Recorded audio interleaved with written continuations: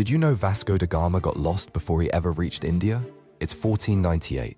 Da Gama's ships are anchored off Malindi on the East African coast. He has no idea how to cross the Indian Ocean, so he hires a local pilot, a navigator from the Swahili coast who has been reading monsoon winds for centuries. That man guides the Portuguese fleet all the way to Calicut. Da Gama gets the glory. The pilot gets erased from history. But what if that knowledge stays home? The Swahili city-states already control the most profitable trade network on Earth. They know every wind, every current, every seasonal crossing.